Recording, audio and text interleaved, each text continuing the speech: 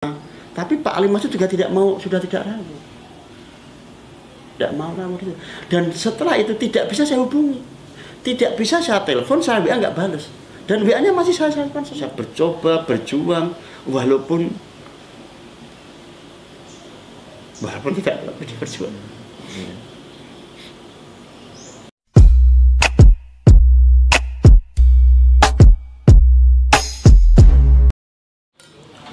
Assalamualaikum warahmatullahi wabarakatuh. Kembali lagi di channel Kabar Wahyu bersama saya Wahyu Jayanto.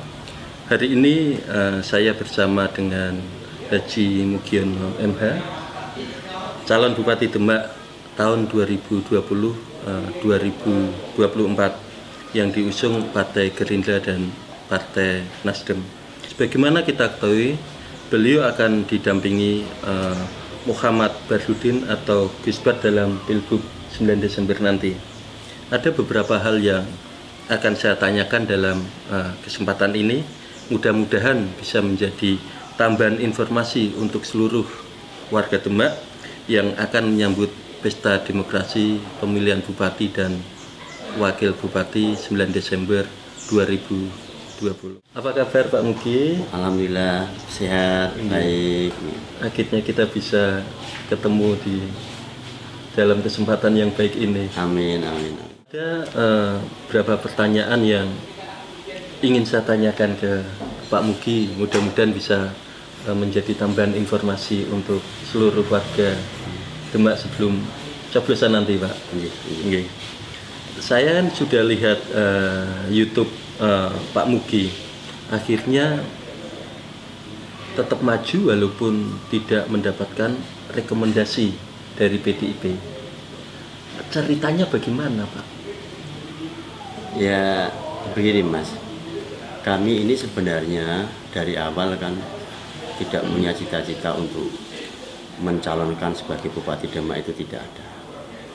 Karena setelah saya menjadi anggota Dewan Provinsi, itu sudah saya sampaikan, bahkan saya sudah pamit dengan Pak Ketua DPD PDI Perjuangan Jawa Tengah, Mas Bambang Pacul, bahwa saya tidak mencalonkan lagi sebagai anggota DPRD Provinsi. Sudah saya sampaikan, saya sudah izin, dan waktu ditanya kenapa tidak nyalon, karena saya mau konsentrasi di sektor swasta. Tapi kader saya masih tetap kan. Nah ternyata perjalanan waktu, Mas, ada beberapa kepala desa yang beberapa kali datang ke saya menyampaikan unek-uneknya, menyampaikan aspirasinya bahwa para kepala desa itu ingin saya ikut calon Bupati di Kabupaten Demak. Setelah itu banyak stakeholder lainnya yang datang kepada kami, kok yang minta seperti itu. Nah dengan pertimbangan itu makanya tentu sebagai orang beragama saya istiqarah petunjuk kepada Allah, apakah mereka beliau-beliau itu datang ke kami bagian dari cobaan, ataukah beliau-beliau datang ke kami bagian dari ini rencana Allah begitu. Dan setelah itu saya lakukan, kemudian saya sowan ke Romo Kiai untuk minta pangestu. Saya sampaikan maksud tujuan kami, saya sampaikan stakeholder yang datang ke rumah kami, ya, dan alhamdulillah para Romo Kiai terutama Asis merestui kami itu ceritanya. Dan sehingga pada tanggal 30 Desember 2019 terjadilah jalsah di Pondok Kuliah Bangin itu, yang di sana di dalam jalsah itu mengeluarkan keputusannya yang meminta mendukung kami berdua dan wakil Pak Ali Masud untuk maju sebagai calon bupati dan calon wakil bupati yang diusung atau diusulkan oleh para Romo Kiai. Terserah nanti partai apa yang akan menangkap usulan dari para Romo Kiai. Saya itu Mas. Diusung atau diusulkan? Diusulkan oleh para Romo Kiai. Ini loh, para Romo Kiai punya calon. Silahkan partai apa yang akan menangkap dari usulan para Romo Kiai. Jalsah itu jauh sebelum rekomendasi Iya. turun. Iya. Dan kayaknya kan Pak Mugi tampak percaya diri rekomendasi dari PDIP turun. Iya. Akhirnya memilih keputusan untuk tetap maju, walaupun tidak dari partai yang Pak Mugi selama 21 tahun itu. Iya. Yang dipikiran itu apa Pak? Saya lihat Pak Mugi kan sempat sampai nangis itu di YouTube Pak Mugi itu. Yang dengan Di wawancara di YouTube kan Pak Mugi kaitan dengan partai 21 tahun itu akhirnya tetap maju kan.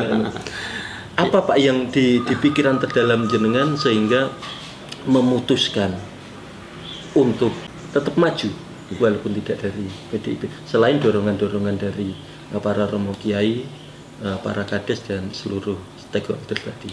Ya, saya ini tidak pernah menjadi kader partai selain PD Perjuangan waktu itu. Ya. Jadi saya masuk pertama kali, saya 97, itu saya sudah ikut kampanye, 97. Ya. Itu waktu itu saya sudah mengidolakan Bu Mega. Ya. Sehingga waktu itu saya kampanyenya bukan kampanye PDI, tapi saya kampanye P3. Karena waktu itu Mega Bintang. Ya. Saya sampai jual motor, saya jual apa, hanya untuk membeli bendera saja. Dan pada saat 97 itu Bu Mega menyampaikan golput, saya pun ikut bagian dari golput. Ya. 99 itulah tonggaknya saya bismillah masuk ke partai PDI Perjuangan. Kenapa? Saya anggap waktu itu bahwa PDI Perjuangan inilah partainya orang kecil, partainya rakyat kecil, partai yang bisa menampung aspirasi masyarakat rakyat kecil. Karena saya hidup yang sangat susah, mulai dari kecil, sehingga kalau saya waktu itu bisa makan saja, maka inilah wadahnya saya menyampaikan aspirasi. Dan orang mau berjuang, mau membantu orang lain, tentu waktu itu pikiran kami harus lewat partai politik, harus masuk ke pemerintahan. Karena partai politik adalah satu-satunya cara untuk mendapat atau meraih kekuasaan secara sah menurut partai. Yeah. Maka saya masuk partai politik dan yang saya pilih adalah PDI Perjuangan. Awalnya begitu. Dan alhamdulillah kami berjuang. Tahun 2004 kami masuk menjadi anggota DPRD Kabupaten Demak. Kemudian tahun 2009 kami masuk lagi dan menjadi pimpinan Dewan di Demak. Kemudian 2014 kami masuk sebagai anggota DPRD Provinsi. Dan saya bisa mengabdikan diri saya ke masyarakat, membantu masyarakat, membantu desa, membantu rakyat kecil, tentu lewat PDI Perjuangan. Yeah. Itu yang saya. Nah, kenapa saya PD waktu itu? Saya di PDI Perjuangan itu kan ada aturan mainnya, bahwa calon kepala daerah salah satunya yang dimaksud adalah satu bupati atau wakil bupati atau syukur dua-duanya harus berasal dari kader partai. Namanya kader partai di PDI Perjuangan adalah berturut-turut mendapatkan KTA minimal 3 tahun tidak putus. Ada kata-kata itu. Yeah. Itu bagi calon kepala daerah. Yeah. Maka saya PD. Karena saya 21 tahun kader partai. Yeah. Saya pernah menjadi sekretaris partai, saya menjadi ketua partai di Cabang. Sedangkan waktu itu hitungan kami, Mbak Esti ini kan baru masuk. Yang satu Pak Joko jelas pembina partai Golkar. Yeah. Jadi Mbak Esti memang kader partai, tapi kan belum 3 tahun. Sehingga karena saya kader partai, saya beranggap pasti disiplin partai akan ditegakkan. Keyakinan saya itu. Nah, sehingga timbul kepercayaan diri. Karena kami hidup di PDI Perjuangan yang penuh dengan gotong royong, yang mengepentingkan bagaimana kader itu nanti bisa ambil bagian. Itu saya yakin itu. Jadi saya nggak punya perasaan yang sujud enggak, enggak. Semua saya dengan ikhlas. Nah, perjalanan waktu alhamdulillah para romo kiai sudah jasa, kepala desa sudah mendukung kami, BPD sudah mendukung kami dengan 1.700, kemudian Fatat Muslimah 1.600 juga mendukung kami, kemudian Karang Taruna, kemudian PP waktu itu, Purwasa dan yang lainnya. Ternyata itu belum cukup buat DPP menilai kami layak untuk menjadi calon bupati dari PDI Perjuangan. Itu. Dan setelah rekomendasi tidak ke saya, maka saya pamit dengan Romo Kiai lagi. Saya pamit dengan kepala desa lagi. Gimana ini saya tidak mendapat rekom dari PDI Perjuangan? Kalau di partai kami harus tegak lurus dengan partai kami. Yeah. Tetapi beliau bilang, Pak Mugi tetaplah maju. Ini permintaan dari kami, dari Pak Yai, dari kepala desa. Bahkan waktu itu kepala desa datang ke Partai Gerindra, tolong keluarkan rekomendasi Gerindra, karena keluarnya rekomendasi Gerindra ke Pak Mugi bukan menolong Pak Mugi, tapi menolong kepala desa. Sampai disampaikan itu di DPD Partai Gerindra oleh kepala desa Yeah. itu. Karena keluarnya rekom Gerindra bukan menolong Mugi, tapi menolong kepala desa. Sampai disama seperti itu. Nah, karena permintaan masih tetap pada saya dan beliau representasi dari keinginan rakyat, ya saya bismillah. Saya bercoba, berjuang, walaupun tidak lebih berjuang. Karena itu jenengan lebih memilih di pihak dorongan banyak pihak ini. Iya, karena mereka mewakili keinginan rakyat. Mereka setiap hari yang namanya lurah itu pasti bergelut dengan rakyat. Setiap hari melalui pelayanan kepada rakyat. Para kiai setiap hari mengajar santrinya, bagian dari rakyat. Fatihat muslimat tentu ketemu dengan ibu-ibu. Terus saya akan dosa kalau sebagian rakyat melalui wakilnya, kepala desa itu tidak, saya tidak mau. Maka saya ambil keputusan bahwa saya akan mewakafkan diri saya ke Kabupaten Demak. Walaupun saya dicaci, saya tidak lulus partai, saya pengkhianat, monggo saya tidak apa-apa. Enggak apa-apa, saya terima. Dan saya tetap berterima kasih kepada PDI Perjuangan, saya berterima kasih kepada Bu Mega yang telah memberikan kesempatan saya 21 tahun untuk mengabdi diri saya kepada rakyat. Dan sekarang setelah saya dapat rekom dari Gerindra Nasdem, saya tentu terima kasih kepada Bapak Prabowo, Partai Gerindra, Nasdem Pak Surya Paloh untuk mencoba membuka peluang saya bisa mengabdi lagi kepada masyarakat. Itu yang ya. Jadi saya sekarang betul Mas, saya sudah bersumpah berjanji mewakafkan diri saya untuk masyarakat Demak. Dan itu kalau saya diri jadi akan saya buktikan itu. Setiap menyinggung PDI Perjuangan, Pak Mugi tampaknya menahan air mata itu. Bergejolak hati apa Pak Mugi sehingga jenengan tidak bisa menahan suasana batin yang tampaknya begitu dalam itu? Ya saya 21 tahun di PDI Perjuangan. 21 tahun dan 23 tahun kalau dari ya saya masuk. 97, iya, tapi kan secara resmi saya 99. Okay. Karena PDI Perjuangan, PDI itu juga ada sebelumnya, tapi PDI Perjuangan kan saya masuk di PDI Perjuangan. Dan sebenarnya itu selama 21 tahun sudah bagian dari hidup saya. Sudah bagian dari pengabdian saya, dari jiwa saya. Sehingga ketika itu ditinggalkan, walaupun sebetulnya juga tidak meninggalkan, itu membuat suasana di hati begitu rumit. Dan saya tidak bisa menyampaikan itu dengan kata-kata. Biar hati saya yang tahu. Sampai dengan 2020. Saya waktu itu, dan saya ini orang partai. Alhamdulillah sekarang saya sudah ber-KTA Gerindra. Sekarang ya? Sudah ber-KTA Gerindra, saya resmi sebagai kader Gerindra. Tidak lagi sebagai kader PDI Perjuangan, dan saya pun akan komitmen dengan partai saya. Partai baru ini? Partai baru ini. Gerindra adalah partai saya. Dan saya komitmen dengan Gerindra. Saya adalah kader Gerindra. Gitu. Ini sebelum ke Gerindra, masih berkait dengan PDI, karena keputusan panjenengan Pak Ketua DPC PDI Perjuangan Demak, Pak Slamet, menyebut Anda sebagai kader gagal. Pripun Pak? Yang dimaksud gagal apa dulu? tidak memiliki kesabaran revolusioner di kaitan Saya dengan... mau tanya, arti revolusioner itu apa? Jadi tanya dulu sama Pak Slamet, revolusioner ada maksud apa? Oke. Revolusi itu apa? Revolusi kan perubahan secara besar-besaran. Nah, tanya dulu, yang dimaksud revolusioner itu apa? Apa yang mau diubah? Justru Demak itu sekarang diubah.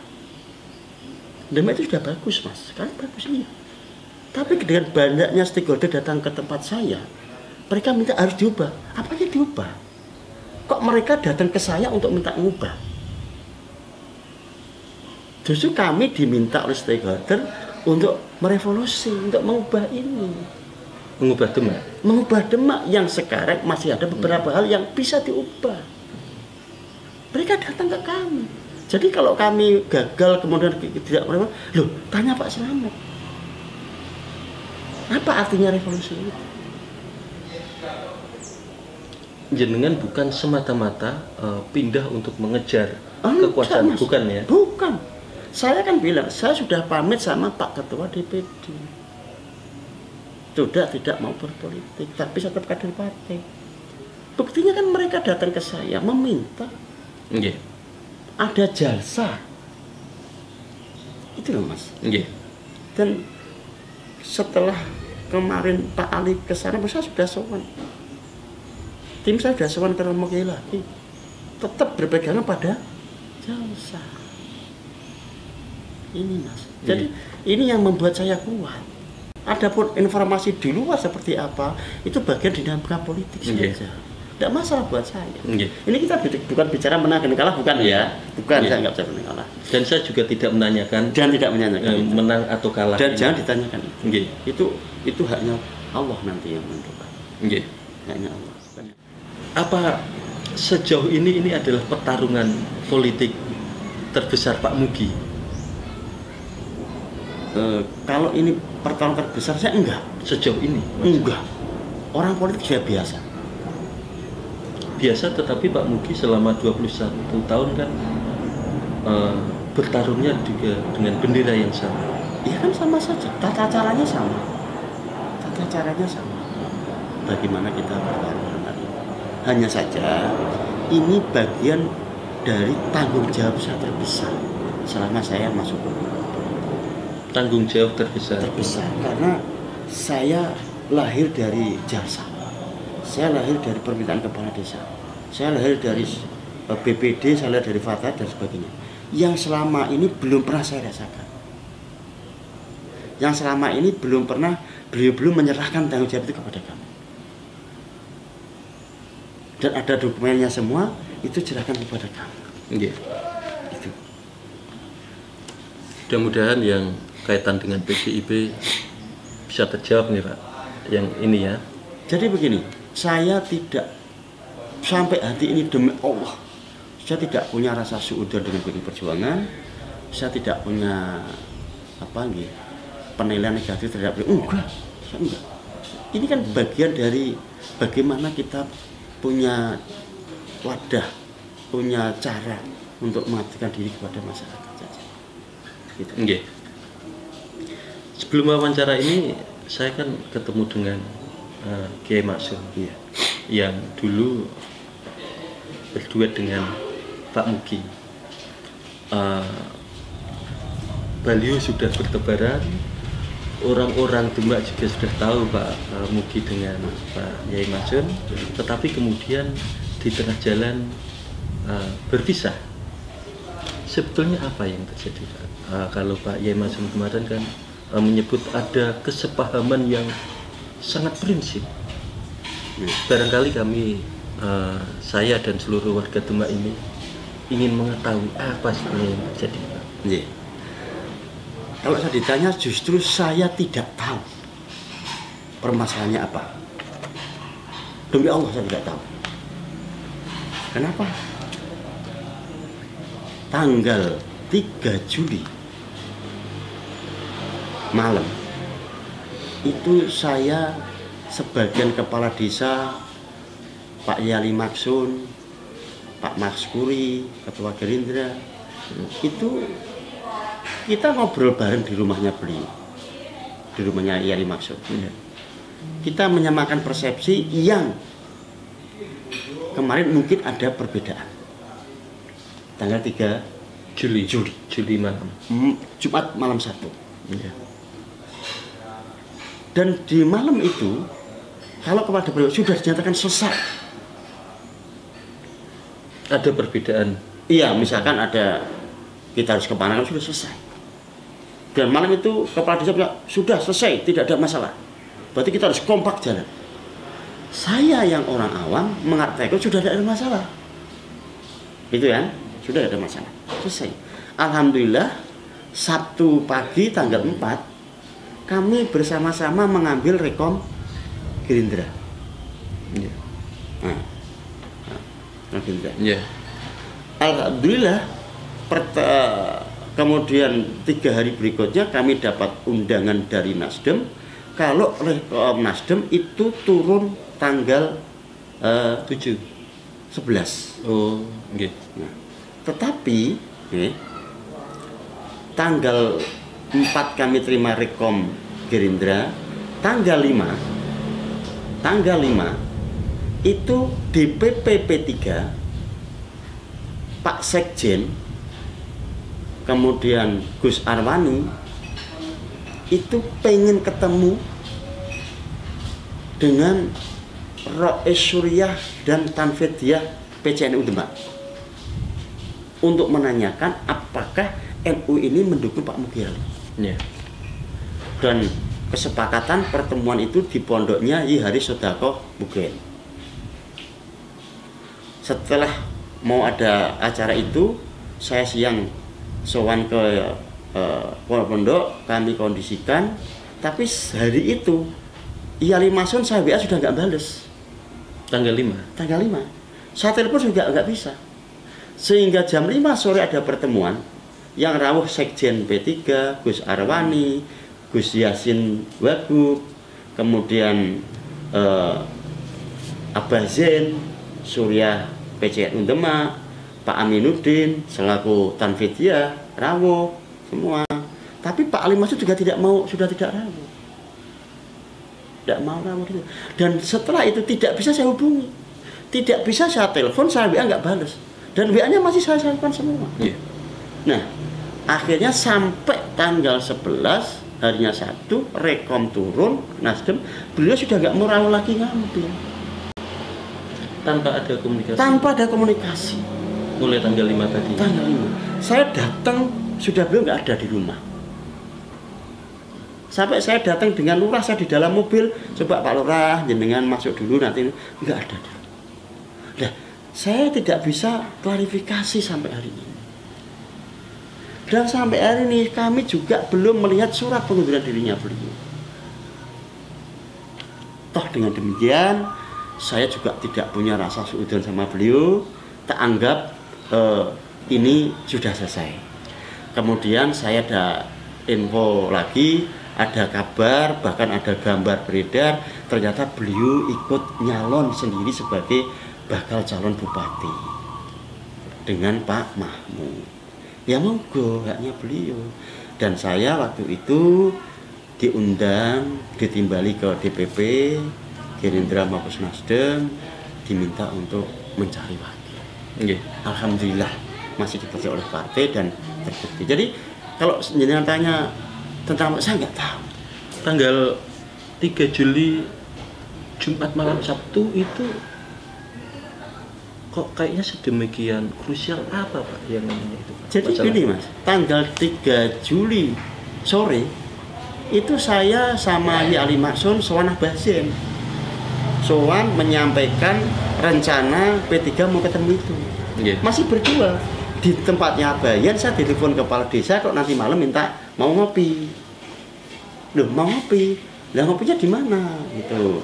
Saya sama sendiri atau sama Ali? Ya Ali, ya kalau begitu di rumahnya Yai aja. Karena waktu itu ya Ali kondisinya flu. Justru saya yang minta ke rumahnya Yai karena beliau flu. Udah ke rumahnya Yai aja karena beliau ini dengan saya di Abayan baru flu. Ya itu ngobrol biasa. Nggih. Dan saya nggak punya apa-apa, tanya beberapa enggak. Nggih. Karena saya anggap semua biasa. Nggih. Dan waktu tanya Pak Mahfud yang telepon saya, oh ke rumahnya Yai aja, karena beliau dengan saya Abayan. Saya sewan Abayan berdua untuk menyampaikan rencana P3 mau ketemu beliau. Nggih. Berdua, tidak ada masalah. Tadi Pak Mugi kan bilang sebenarnya masalah itu sudah selesai. Ya. Jadi, masalah apa tuh? Jadi begini Mas, Yang kami ini yang dukung kan banyak. nggih. Ada beberapa kegiatan yang itu harus kami sinkronkan Nggih. sama beliau. Saja kan, kami sinkron dengan beliau, dengan kepala desa, kemudian kita bahas kegiatan itu, kemudian isu miring terhadap saya, artinya bahwa waktu itu jujur lah saya sampaikan, ada kepala desa yang menyampaikan kalau saya ini dianggap tidak serius karena saya bagian dari yang ditanam oleh Pak Halim. Nggih. Itu yang ditanyakan ke saya. Itu yang saya maksud bahwa yang diselesaikan. Itu yang ditanyakan Yai Masum ke jenengan. Lurah, Oh, lurah. Itu. Maka saya jawab. Saya bersumpah bahwa saya memang diperintah oleh Romo Kyai jenengan itu benar-benar tulus. nggih. Tidak ada permainan, tidak ada kong-kali-kong dengan Mas Halim, nggak ada. Saya tulus gitu loh. Tapi isunya di bawah kan begitu. Saya nanti diisukan kotak kosong. Orang yang ditanam. Saya diisukan saya itu tanamannya Pak Halim terkait dengan pilkada. Iya. Saya nanti akan mundur. Itulah ditanyakan kepada saya. Nggih. Dan saya jawab. Dan sekarang terbukti saya memang fair bahwa saya melaksanakan perintahnya para Romo Kyai Iya. Lurah. Saya masih penasaran, Pak. Iya. Artinya selama dalam proses bareng berdua itu kan tentu saja satu sama lainnya kan saling tahu, saling memahami. Bila mana ada masalah-masalah sedikit atau banyak yang muncul kan tentu Iya. Pak Mugi juga perso yang tadi yang itu barangkali Saya nggak tahu Mas, karena saya nggak merasa pernah ada masalah. Justru saya selaku calon bupati itu sering sowan ke Yai. nggih. Kiai Maksum, iya. Saya sering ke sana, sering Nggih. menyampaikan kegiatan saya. Sering banget saya ke sana. Nggih. Dan sampai detik ini saya nggak ada rasa suudon dengan saya. Dengan Yai, enggak. Saya happy saja. Sudah komunikasi lagi atau Saya nggak pernah balas. oh iya. WA saya sampai sekarang masih. Bahwa terakhir sama Assalamualaikum Yai, itu masih. Belum ada jawaban masih sampai sekarang. Tanggal 4 berarti terakhir ketemu. Tanggal 4. 4 Juli. 4 Juli. Pas rekom dari Iya, Gerindra. iya. Itu terakhir saya Iya. sama beliau. Dan saya bersyukur sekarang beliau juga ikut berkompetisi. Saya Iya. bersyukur sekali, artinya ini bukti bahwa poin yang jasa itu ada dua Mas poinnya. Iya. Keputusannya satu, keputusannya adalah calon bupati Demak harus dari kalangan laki-laki. Iya. Itu jasa. Jadi tidak boleh perempuan. Iya.